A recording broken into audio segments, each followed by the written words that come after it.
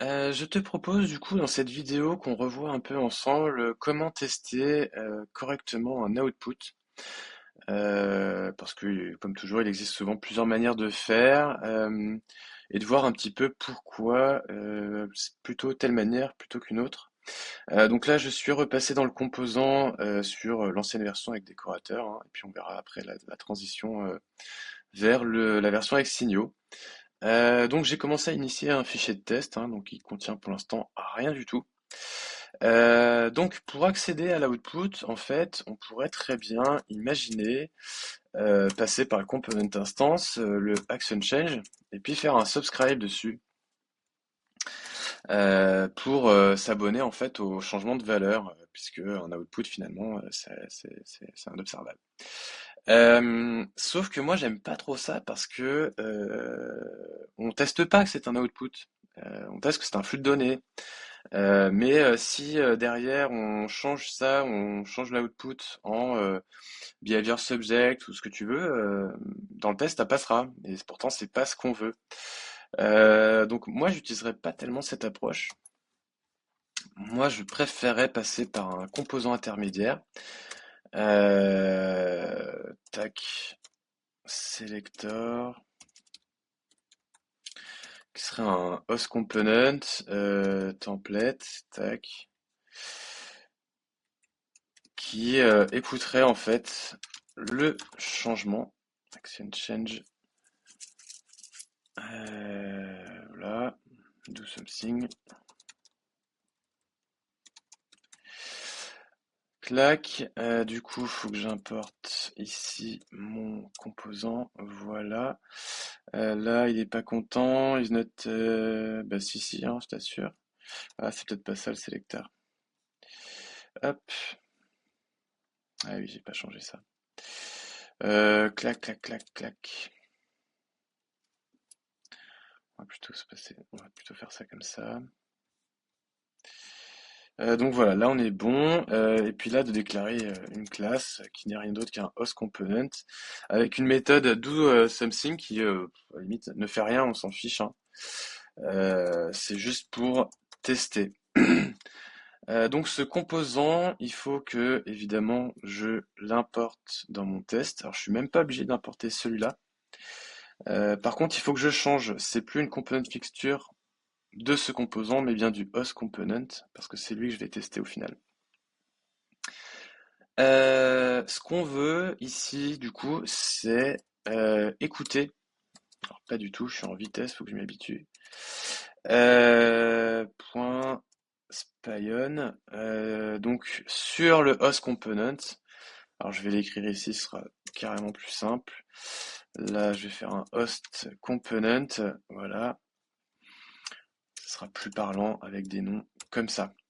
Donc le component instance, c'est bien l'instance du composant ici qui est testé. C'est un host component. Je peux même faire mon detect change ici d'ailleurs. Voilà.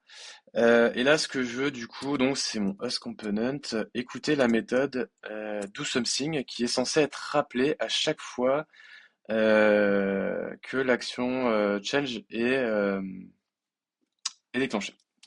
Donc je mets un espion là-dessus. Ce que je veux, c'est vi.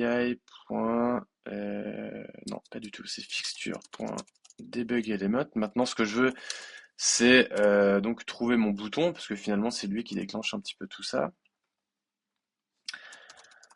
Bon, je peux laisser comme ça. Button. Ok. Et puis là, ce que je veux, c'est faire un native element.click, comme un bouton. Voilà, là je fais un petit detect change, très bien. Et là, ce que j'attends, c'est que ma méthode doSomething soit bien appelée. C'est ça qui va en fait prouver que mon action change est bien un output et pas autre chose. Et donc on va voir ça maintenant. Du coup, normalement, il est censé passer là, ici. Il run, voilà, c'est bien passé. Donc c'est... Ah, alors là, il y a un peu de loupé, il y a un peu de retard dans la console. Là, il aime pas parce que il trouve pas le nul, il trouve pas le RC with input button. C'est pas un button. comme on l'a appelé ici, button, with input button. Et si j'enlève ça,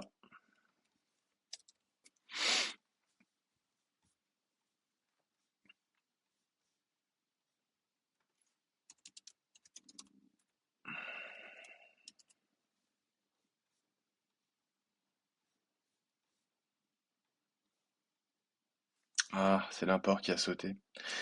JetBrains, ils ont fait la mise à jour pour prendre en compte les imports Angular qui sont pas utilisés et de pouvoir les supprimer à la volée. Et depuis, c'est un peu un enfer. Les imports sautent dans les composants, je sais pas pourquoi. Bref, on voit qu'ici ça marche, hein. Donc en fait, je pouvais très bien laisser ça ici comme c'était au départ. Hop, et donc là on voit que ça passe. C'est exactement ce qu'on veut. Donc ça pour moi c'est la meilleure manière de tester un output, plus que de tester un observable en fait. Voilà.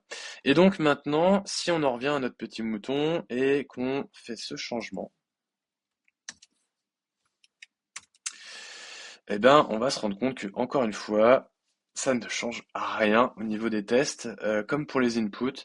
Et donc, c'est ce qui fait que c'est plutôt puissant d'un point de vue migration.